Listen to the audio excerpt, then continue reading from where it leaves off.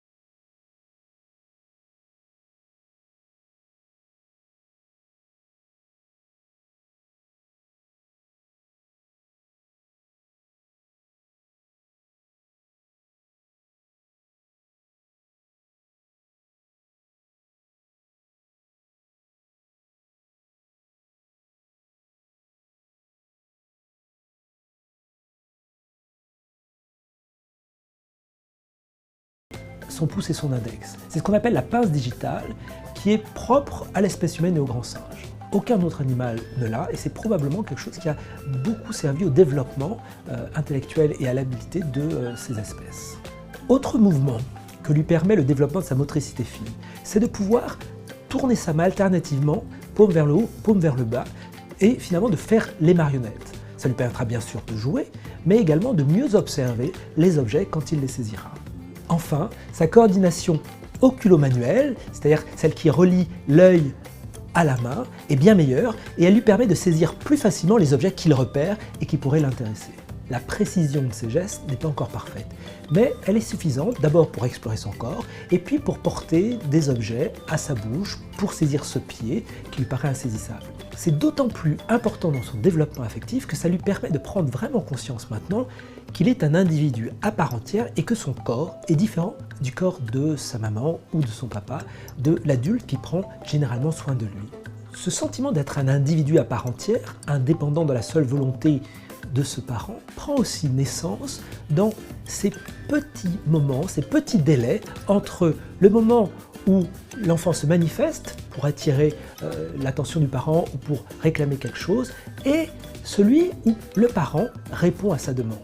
L'enfant a donc bien conscience que ce n'est pas sa seule volonté, ses seuls besoins qui commandent l'extérieur, mais qu'il y a un individu extérieur qui effectivement peut ou non répondre à ses envies.